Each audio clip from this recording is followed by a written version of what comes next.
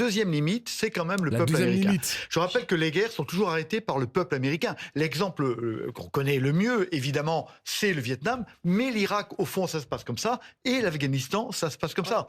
Il y a une limite, au bout d'un moment, le peuple américain dit « halte », surtout quand je m'appelle MAGA, et que j'ai dit « je vous amènerai pas à la guerre ». Donc il y a quand même deux raisons, à un moment donné, d'arrêter la guerre et de le pousser à repartir, la queue basse, vers San Diego. C'est le risque pour lui. Pour San Diego, pour le comment ça s'appelle, et le Ford vers Norfolk. Hein, les deux porte-avions vont. C'est encore le peuple qui trinque pour leur guerre inutile. Après, à voir, les amis, comment ça va se passer, parce que c'est vrai que les guerres, il y a toujours de l'inflation derrière, il y a toujours une escalade aussi économique avec l'augmentation des prix. Bon, c'est pour ça. Alors, j'ai pas encore vu le tweet des autres gauchos de notre échiquier politique, François Hollande, Glucksmann, etc. Mais la gauche doit rester sur ses principes, Mélenchon l'a très bien dit, fidèle à ses principes, tenir une ligne claire, c'est soutien au peuple. Ça, la France Insoumise l'a déjà fait. Refus des régimes autoritaires, donc là on parle des mots là, la France Insoumise l'a déjà dit aussi. Arrêtez de croire que la France Insoumise est pro-Mola, c'est faux. C'est totalement faux les mecs, c'est totalement faux. Et Mélenchon, de par son tweet, refuse aussi cette aventure guerrière qui va prétendre de sauver la démocratie par les bombes, par les missiles, par l'alliance avec Israël. Ça, les amis, c'est l'inconnu. C'est l'inconnu. C'est l'inconnu, genre. Donc oui, la gauche doit tenir cette ligne claire, mais je vais attendre Attends, je vais aller voir si Glucksmann, il a tweeté vite fait, là. Alors bon, c'est pas impossible. Glucksmann. Tout n'est pas joué, tout n'est pas dit. Il y a une limite. Et je pense que c'est ce que disait le général McCain en disant « Attention, il y a une limite ». Il n'est pas sûr qu'on gagne avant cette limite-là. Et si on ne gagne pas avant la limite... Ah, je crois qu'il est encore en train de dormir, hein. Il est encore sur le tweet de Mélenchon, le Stein et le Epstein. Il y a un jour, pour un futur président de la République française, il n'est pas au taquet sur les informations, les mecs, hein. Il n'y a pas un communiqué, hein. Il n'est pas au taquet. Ah, il est lance-lait, hein.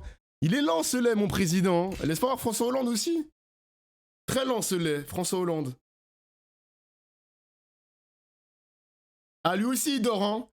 Les abus de langage de Mélenchon, blablabla. Ah, vous dormez, les gars, hein. Les futurs présidents, vous dormez, hein. Jérôme Guez. Allez, le petit dernier, Jérôme Gage. Ils sont pas rapides, ces mecs-là, hein. Jérôme Gage. Mon futur président, Jérôme Gage. Il a pas tweeté, il a encore tweeté sur Mélenchon. Mon futur président, Bardella. Qu'avez-vous mis, monsieur? Non, rien du tout. Ah putain, vous êtes pas très réactifs, hein, les futurs présidents, hein. Ça manque de peps, mon gars, hein. C'est pas très bon pour vous. C'est ni Alors, bon pour l'Amérique. qu'est-ce que ça signifie dans ces cas-là, gagner, Didier François? À quel moment est-ce qu'on considère que l'objectif est rempli? C'est toute la question, c'est comme il n'a pas vraiment C'est son défini jour de repos le samedi. qu'il a Pour été très Glucksmann, vaste. ouais, bizarre. Et comme le rappelait le Gérald Desportes, le problème c'est la différence de la chasse à la guerre et elle n'a pas le tir. Donc on ne sait jamais comment ça finit. C'est le général de Gaulle. C'est de Gaulle, je crois que c'était. Je n'osais pas le dire parce que tu vois, citer de Gaulle en permanence, ça fait un peu prétentieux. Mais je crois que c'était le général de Gaulle. Donc le vrai problème, il est là, c'est que en fait, sur la question du programme, revenons, il faut refaire en marche arrière. Il pense, son objectif principal, comme le rappelle Patrick, c'est pas de bombe nucléaire. Le problème, c'est qu'on a bien vu que les frappes sur le programme ne suffisaient pas, puisqu'il y a encore les 400 kilos qui se baladent, C'est ce qu'on a vu cet été. Voilà.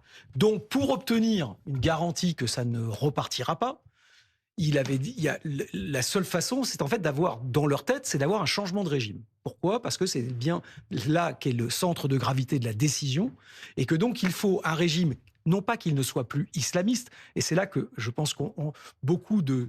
Ah ouais, mais Trump, il montre les muscles uniquement sur les pays qu'il semble faibles. C'est vrai que la question de la Corée du Nord, elle doit se poser aussi, les amis, hein, parce que la Corée du Nord va se doter, a déjà l'arme nucléaire, les États-Unis ont laissé faire.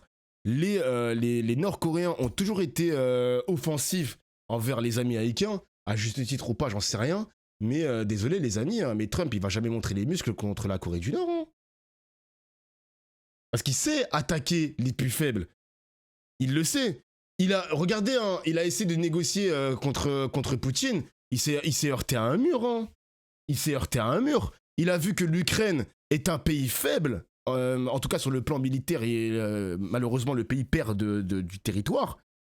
Trump, il a décidé de montrer les muscles en suspendant, en arrêtant l'aide militaire américaine donnée à l'Ukraine. voyez ce que je veux dire? Les États-Unis n'attaquent que par intérêt. L'intérêt est stratégique, l'intérêt est économique, les amis. L'intérêt est économique pour l'Iran. Enfin, pour les Américains avec le pétrole. Il faut le savoir, les amis. Les gens qui écrivent sur mon chat que ouais, les Américains, il n'y a pas d'intérêt économique, ils sont là par leur bonne volonté de vouloir libérer le peuple. C'est des sauveurs. Sardoche l'écrit. Sardoche la tweet. D'autres personnes le pensent. Je vous en supplie, le chat. Aidez-moi. Aidez-moi. Comment raisonner ces idiots, genre? Comment raisonner ces idiots? Oui, Sardoche l'a dit. Il l'a dit sur mon stream. Il y a 2 semaines. Il l'a tweeté. Il y a quelques heures. Comment on peut être déçu sur pareil, genre? Pas possible. Malheureusement, d'observateurs et d'opposants iraniens auront des surprises. C'est que, en fait, il ne lui importe pas d'avoir un pays démocratique avec des élections, etc. On a bien vu ce qui s'était passé au Venezuela. Il a enlevé Maduro, il négocie avec la vice-présidente. Il se peut parfaitement, et je pense que c'est plutôt ça qu'il y a dans la tête des services et israéliens ailleurs, etc., sur place, le fait de dire, OK, vous dégagez le guide qui nous empêche d'avoir un accord et de vous tourner vers l'Occident, qui vous empêche de faire du business, vous les passedarans, qui aujourd'hui contrôlez 60% de l'économie iranienne, qui nous empêche de refaire du travail et de détourner les flux de pétrole à nouveau vers l'Occident plutôt que vers la Chine et de contrôler les voies maritimes, et donc de passer un deal avec une partie de l'appareil conservateur qui, lui, au nom du nationalisme perse, dira on arrête les âneries du guide, mais on est prêt à passer un accord avec vous. Ça peut être un accord de ce type-là, ce qui n'apportera pas la démocratie aux Iraniens, mais qui apportera une capacité à retourner, en fait, dans une alliance, enfin, en tout cas, à neutraliser le poil à gratter, ou enfin, le problème iranien, que ce soit au niveau régional. Et ça, je pense que et les pays arabes et Israël y veilleront, dont le balistique, et au niveau international, en disant, OK, montez à bord les Européens sur la base d'un nouvel accord avec un gouvernement qui a changé. Et donc, alors, une révolution de palais. Sur la situation qui est en cours, Patrick, 2 informations. D'abord, ces nouvelles alertes en Israël qui sont déclenchées. Et l'un des hauts responsables, semble-t-il en tout cas... Joël Barrot s'est entretenu au téléphone. Enfin non, il s'est entretenu par téléphone avec ses homologues israéliens, saoudiens, qataris, irakiens, bahreïniens, égyptiens. Wesh, c'était vraiment... Ouais, c'était une convo Discord ou quoi, wesh? Il y avait 7 personnes dans la même conversation, c'est un truc de fou. Des gardiens de la Révolution qui expliquent que les tirs de missiles qui ont eu lieu, ce sont des missiles de récupération et que d'autres armes pourraient arriver dans les prochaines heures et dans les prochains jours. La principale information, c'est que non seulement il le dit, mais en plus on le voit.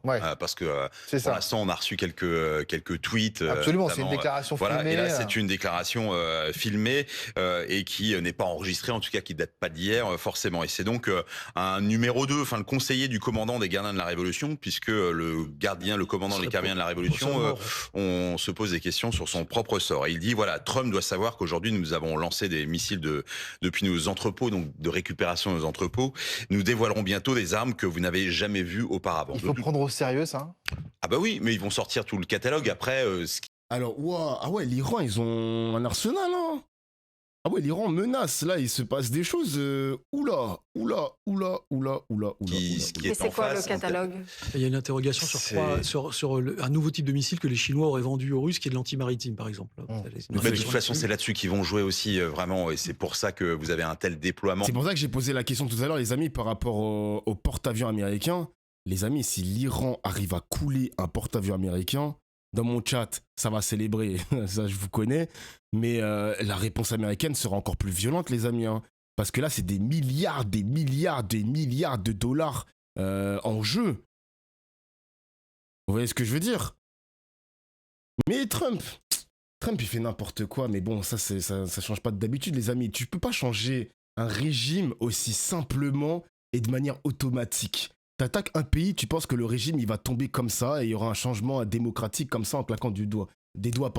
En fait, le pays va pas devenir pro-américain comme ça avec une action militaire ou des slogans ou des vidéos de Trump qui dit allez-y les amis, on va vous soutenir, etc., etc. Ça se trouve, les personnes qui temporairement soutiennent l'action américaine, ben, sur le long terme ne sont pas des pro-américains.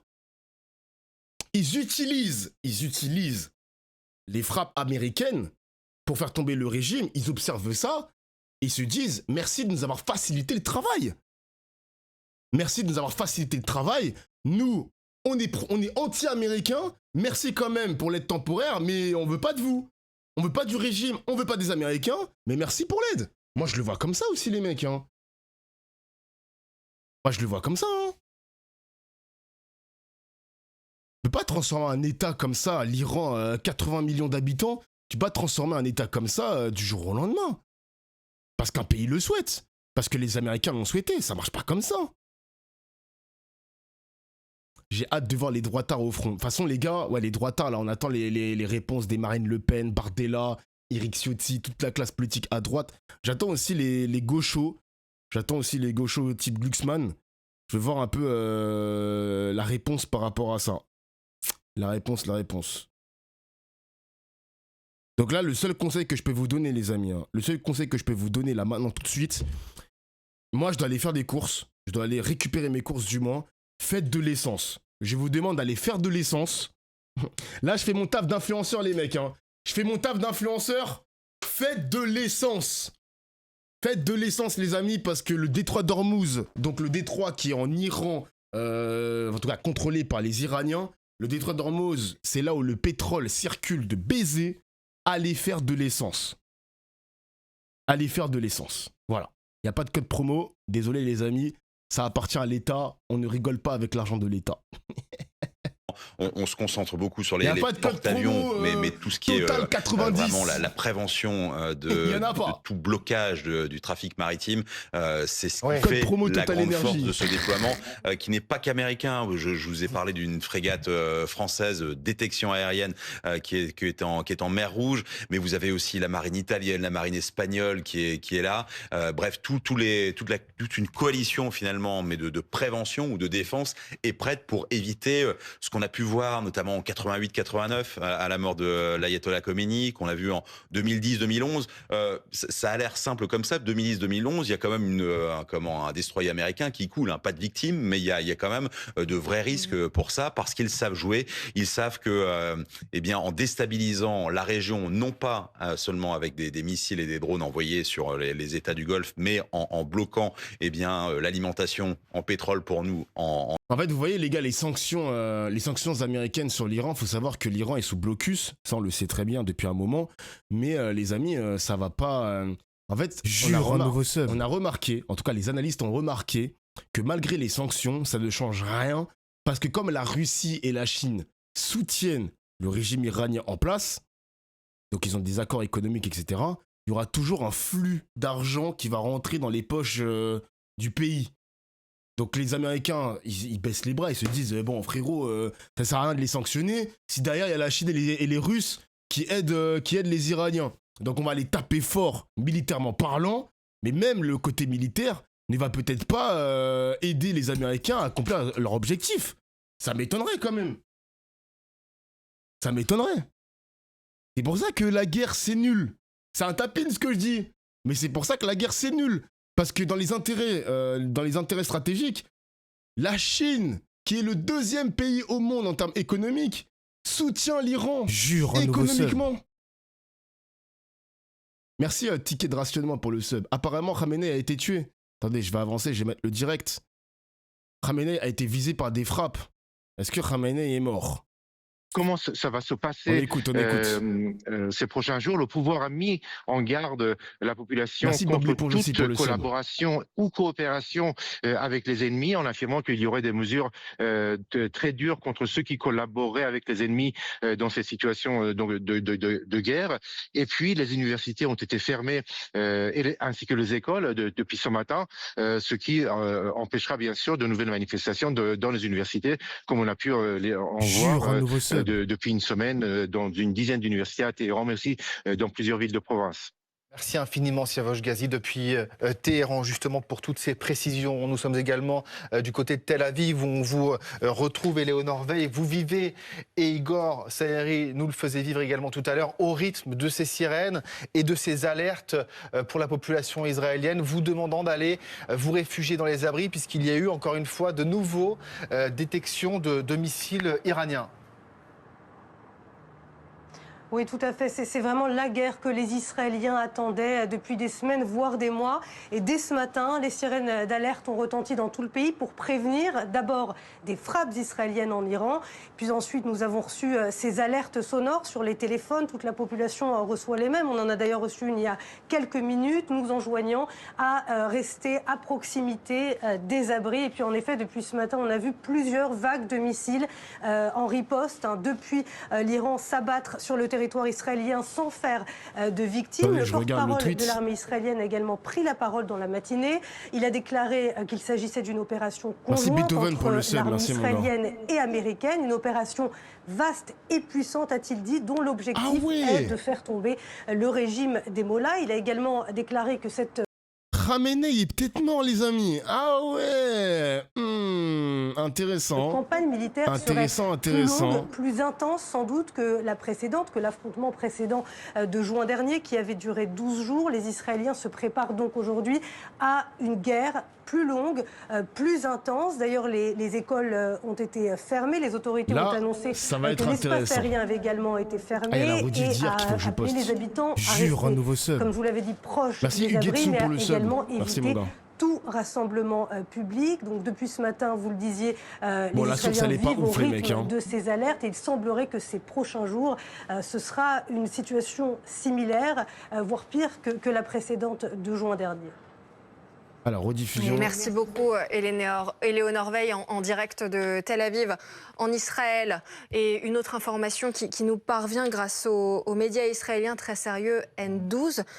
Didier C'est une François, chaîne info, Émilie, tout simplement, qui est très connue. Chaîne d'information, mais très sérieuse en Israël. Une source militaire, en tout cas. Qui affirme qu'Ali Khamenei aurait probablement été tué. On prend beaucoup de pincettes parce qu'on n'est pas sûr. Mes pincettes et en fait un peu tout. On n'est pas capable, nous, de confirmer l'information. C'est-à-dire utiliser du conditionnel. Mais je répète toujours en préambule que dans un pays comme Israël, les médias et les journalistes ont tous fait leur service militaire. Ils ont tous un cousin, un membre de leur famille qui est dans le système immense militaro-industriel renseignement. Bref, c'est pour vous dire que quand des journaux ou des sites internet vous sortent une info comme ça, même avec un peu de conditionnel, c'est qu'ils ont une bonne raison de le penser, qu'ils ont les bonnes sources. Maintenant que j'ai donné ce contexte en préambule, j'annonce que selon une source israélienne à N12, l'opinion générale se renforce, l'ayatollah Khamenei est éliminé. Pour vous expliquer pourquoi c'est que du renfort, c'est que, grosso modo, il se peut parfaitement. Alors les gars, vous dites que c'est peut-être de la propagande, mais attention quand même, c'est peut-être vrai aussi les gars. C'est peut-être vrai aussi. Je vais voir sur Al Jazeera comment ça se passe. Mais peut-être qu'il est mort, les gars, pour de vrai. Hein. Attends, je regarde le direct. Wasn't pursued. Yeah, I mean, look, if Iran were to completely capitulate on its nuclear program and say that it would shut it down entirely, it is quite possible. Je vais avancer. It can, just like what the Qatari statement suggested, that it does everything it can to try to avoid being targeted. It did not facilitate. Pour l'instant, il n'y a personne qui le dit. Je vais aller voir sur CNews si ça reprend la même source. Ça fait beaucoup de gens qui pourraient continuer à se solidariser avec le régime, mais jusqu'à un certain point. Restez avec nous, pardonnez-moi de vous interrompre, et priorité également au témoignage. Nous allons prendre la direction de Tel Aviv. Vous retrouvez Pierrick Israël Pascal qui habite à Tel Aviv. Merci d'être avec nous, Pierrick. Il y a des sirènes et des alertes au moment où on se parle, vous et moi. Hein, c'est cela, racontez-nous un petit peu ce qui se passe. Les Irakiens qui ont été chassés. Exactement. Quelqu'un dans l'abri, la sirène a retenti il y a moins de minutes. Je vous montre peut-être les abris. Voilà. Là, aujourd'hui, on trouve les abris. Et on doit attendre 15 minutes avant de ressortir.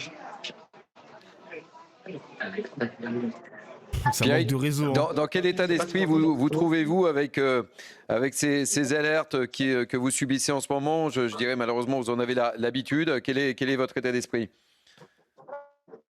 Je peux vous dire qu'on est tous les Israéliens, on est tous prêts à rester des mois, s'il faut, les mamas dans les abris, pour que le peuple iranien soit libéré de l'islam, enfin, du régime islamique, pardon. Oula, c'est un moment là là là là. Qu'est-ce que je viens d'entendre? Non, c'est abusé. Non, mais c'est le lapsus de fils de pute. Oui. Oula. Attends, mais je vais clipper ce moment. Les gars.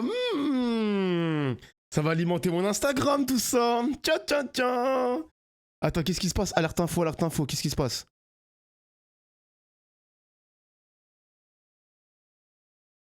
Oula. Tremble l'Amérique, bientôt l'Iran dévoilera des armes que les Américains n'ont jamais vues auparavant, menace un général du corps des gardiens de la révolution islamique. Je ne sais pas si ça va refroidir la mort. Supposons qu'il est mort, le guide suprême. Je ne sais pas si ça va refroidir les gardiens de la révolution parce que, alors faut savoir les amis que les Iraniens, en tout cas dans le corps des gardiens de la révolution, ils ont déjà préparé l'après Khamenei. Ils l'ont déjà préparé. Non seulement le mec il est vieux, donc à tout moment il peut mourir de cause naturelle, mais il peut aussi mourir de cause militaire. Donc, ils l'ont déjà préparé en quelque sorte.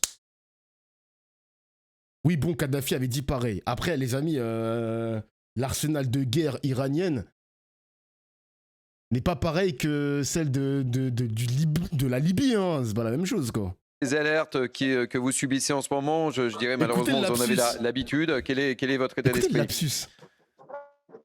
Je peux vous dire qu'on est tous les Israéliens, on est tous prêts à rester des mois, s'il faut, Mamad dans les abris, pour que le peuple iranien soit libéré de l'islam, enfin, du régime islamique, pardon. C'est un moment historique pour tous les Israéliens, ce qui est en train de se passer avec cette double action américaine et israélienne, hein, Pierre-Éric. Ça enfle. C'est un moment historique. C'est un moment vraiment historique. Et on est prêt à rester vraiment le plus longtemps possible dans les mamades, dans les abris, si le peuple iranien est libéré. Et non seulement le peuple iranien, mais aussi le Moyen-Orient et le monde. Il est mort. On est prêt. C'est une situation très stressante. Depuis ce matin, on est dans les abris. Mais mort le 26 décembre. Ça fait 2 ans de guerre, donc on tient bon. Merci. Je suis désolé, je vais interrompre cette communication. Vous êtes dans un abri et merci d'avoir accepté de. Après, les amis, les sources Wikipédia. Hein. Bon, les sources Wikipédia, tu connais. Je voulais juste ouvrir le lien pour vous montrer le chat, mais faites attention aux sources. De réagir aussi rapidement. Bon courage, évidemment, à vous, Memona et Iterman. Pardonnez-moi. Un mot pour. Claude est avec nous, hein, donc il vous entend. Un mot pour rebondir sur ce que disait cet habitant d'Israël, c'est qu'en fait. Non mais les gars, s'il vous plaît, genre, je vous en supplie. Les gars, je vous en supplie. Genre, qui peut le stopper? Genre, il va continuer comme ça ou pas jusqu'à la fin du stream? Genre, qui peut le stopper? Genre, s'il vous plaît. C'est le chat de ta mère ou quoi? C'est le chat de ton père ou quoi? Genre, c'est quoi ce bordel? Oh? Mais s'il vous plaît. Y'a qui peut... La fouine. Non mais s'il vous plaît, genre. Mais pitié. Les Israéliens vivent sous ce régime de terreur, c'est des attaques permanentes, de mémoire depuis au moins, c'était des projectiles qui arrivent chez eux ou des missiles en tout genre, au moins depuis la guerre avec le Liban en 2006. Et puis après, il y a eu au moment de la guerre avec Gaza en 2012. C'est la guerre qui me fait paniquer, mais va prendre l'air, frère, je sais pas, inscris-toi sur Tinder, ma gueule, ouais, je suis tranquille. Novembre-décembre 2012, c'était les premières fois où les missiles avaient touché Israël, et c'est à la suite de cela que les Israéliens avaient construit leur dôme de fer. Une précision sur ce que disait Claude Moniquet juste auparavant, je ne comparais pas, nous non plus, sur ce plateau, l'Irak à l'Iran du point de vue sociologique, culturel, même si Babylone se trouve aujourd'hui en Irak, mais sur la naïveté américaine, la naïveté de George Bush, amiral, en 2003. Parce que là, c'est à la suite de ces erreurs monumentales que l'islamisme, en effet, a foncé sur l'Irak et s'est emparé des structures de cette société. À éviter. Erreur à éviter. Donc là, est-ce que tu penses qu'on va avoir des technologies qu'on n'avait aucune idée de leur existence ces prochains jours? Alors, comme je l'avais dit en début de stream, les amis, faut faire attention à ce genre de guerre parce que comme c'est un allié de la Chine n'est pas sur des théâtres d'opération militaires, mais la Chine a envie de tester ses armes. Ils ont de la technologie de pointe et l'Iran a fait l'acquisition de missiles chinois il n'y a pas si longtemps. Donc à voir si les Chinois aimeraient tester leur technologie sur cette guerre qui est en cours en ce moment.